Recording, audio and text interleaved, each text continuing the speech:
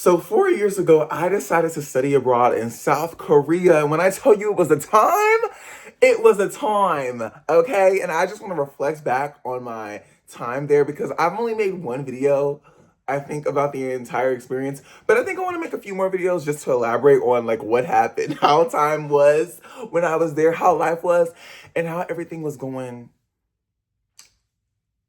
in life.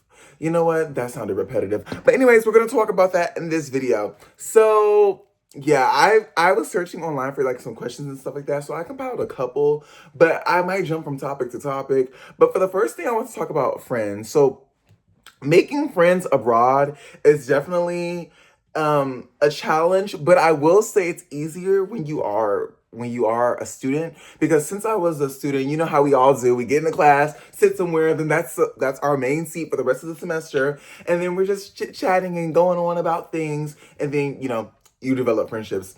So when I fun fact, actually, in Korea, my classes were, so there were two types of classes you could have had. You could have had well, actually three technically.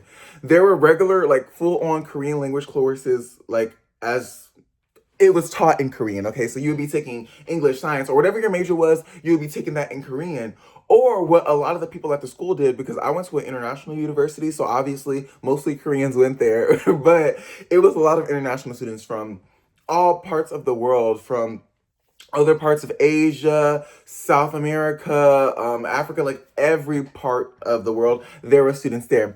So you could take English courses and learn in whatever your major was. So if your major was international business or studies, my minor was actually international studies. You could have had that major. So you could have took it in English and learned with other Korean students, because a lot of the Koreans at that school also spoke English. So they were in those courses as well. Or you could have did the complete just Korean language immersion as a foreigner. Like if you were a foreign student, you exchange student, you could have just took that class. But when I was looking on for that class, there wasn't any more room for me to take. And then also, if I would have took that class, I would not have got my credits for my home university. So I was like, okay, you know what? We're gonna have to take these English courses.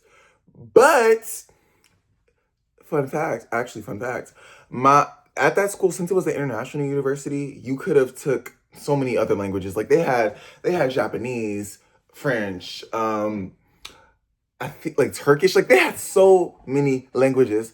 And fun fact, I keep saying fun facts, but I also speak Spanish as well. So I ended up taking three English courses and three Spanish courses. So that was my time in Korea. Literally, like one day, because the way it was set up is you would have that class once a week. So this would be like a 3 hour block on Monday, and then you wouldn't see them again until next Monday. So it could be one day where I'm learning Spanish class, but then the next day I have like an English and Spanish class, and the next day only English. So it was definitely all over the place, but I lived for it, okay? And in my Spanish class, my two Spanish classes, one of my teachers was from Mexico City, so I lived. I was like, yes, let's talk it up. And it was so interesting that I would be inside the class and I would have my Korean classmates, but we would be speaking in Spanish, because obviously in that class it was Spanish conversation too and Spanish writing too, because I didn't do the one, because I think the one would have been too easy for me, because I'm self-taught when it comes to Spanish. Like I didn't take any professional course. I mean, I did it in high school, but anybody that takes languages in US schools, girl, like you're not learning anything unless you go to like an advanced class or a different school for it. But if you're trying to do it in the regular public school system, a year or two of a foreign language, girl, you're not learning it. So, yeah, and actually I dropped one of my Spanish classes because it was a Spanish debate class, but it was with a different teacher, not my teacher from Mexico City. And in that class, I just felt like the teacher kept calling on me for these complex topics. And I was like, look, I can do my one too. But he kept calling on me, only me, because I sat like closer towards the front. And then I thought that when you did a language class, you had to be a foreign person in that language. So if you were taking, except like English classes, because the English classes you could it was with majors. So English was the only language at that school where it didn't matter if you were a native speaker or a foreign speaker. It's for the major. It wasn't like learning it. The other language courses were more so targeted towards learning or improving in that language. So we had a girl in my class, and I think she was from Spain, and I was like, "Girl, you're up in this Spanish class." I'm like, "Girl, you're gonna eat us all up." Like, and the teacher just kept calling me, and I kept getting like a lot. I was like, "This is a lot. I don't know if I can take this class." So after like that second one class, they were like, "Okay, if you come to the third one, you can't drop no more." I was like, "Baby, we gotta drop it." So I dropped that debate class, but it was um it was enough credits for me still to go back to my home university and be A-okay. So I was like, okay, cool. We don't need that class anyways.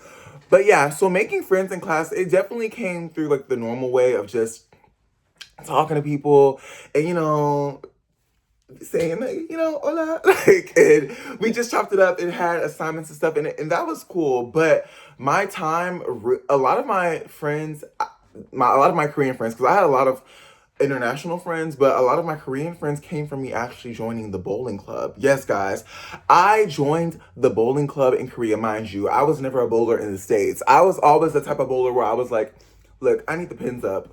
Not the pins. I need the what are those called? The trainer lanes where you put them up and like if the ball can't go into the gutter. Yeah, I needed those.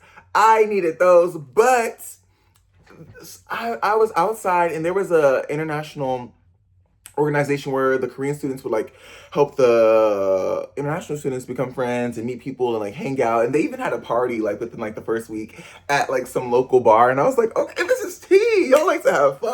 I was like, Korea's for me. Korea is for me. And I remember sitting outside with one of the friends that I met from that organization, and then another person came and they were talking about, oh yeah, organizations and other stuff, and she mentioned bowling, and I was like, oh, there's a bowling club, that's cool. Like just saying like, oh, like whatever, that's cool. She's like, yeah, you should join. Like, you want to join? I'm like, am I like getting asked to hang out, like and join a Korean org? Like, is this tea? Like, is this the moment? I was like, yeah, sure. Like, not thinking nothing of it. And she's like, okay, yeah, write your information down and I'll like give it to them and I'll let you know. And then we can talk about how you can join and all. I was just like, wait, oh, pause. And then it became serious. And then I don't even remember what happened next, but all I know is I ended up in the meeting and then it was just a room of people. And I was like, oh, wow. Like, I'm here in a bowling club, never bowled a day of my life. I mean, I have, but not like that to be like, oh yeah, this is like my calling. So I did that and we started going to the bowling place. Was it once a week or once every other week or a month? I don't remember, but it was freaking enough to meet the people and talk, and I just got to meet so many people there, and it was just a time, and through the bowling club was where I met one of my other closest friends. Oh my gosh, I miss her so much. I still have her on Instagram, but that was my girl. She was Japanese, and obviously I'm American, so she didn't speak English, I didn't speak Japanese, but we communicate in Korean, okay? And when I tell you, it was a lot of like, like, girl, we would be gossiping, not gossiping, but we would be like chatting, talking about school, talking about life, just how we feel, like about everything, all in Korean. And mind you, like my vocabulary in Korean, it's okay. At that time, it was better than it is now, but we would just be chopping it up. And it was so crazy. I lived for that. But yeah, so that was that experience. And we hung out, we went out a couple of times, and there are so many other story times that I could talk about on this channel about Korea, which I think I'll open up a little bit more. But yeah, that was where a lot of my friendships came from, the bowling club. And then as far as my international friends, I met them, you meet one international student and then you start meeting everybody else. If anybody that's studied abroad, like you meet somebody and that somebody knows somebody else, and then that somebody knows somebody else. Then before you know it, you're a group of people in the middle of Seoul or wherever you are. But when I tell you, if you have the chance to study abroad, but also like even if you're not in school and just travel, guys, do it. Do it. Oh, save up that coin.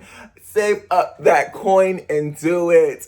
Because when I tell you, it's an experience of a lifetime experience you'll never forget. And like, I know all of us, we want to flex. We want to flex and show all this stuff for the for the gram. I mean, I don't like to flex for the gram. I just like to look cute. But save up that coin and just travel and just have you a good time. And I truly recommend a study abroad or travel experience to everyone, okay? We need to get out and see the people and see the world. And yeah, I was there in Korea for 5 months, and there are many story times. And I'll touch more into that in another video. But yeah, that's pretty much how I made a lot of my friends and connections in Korea.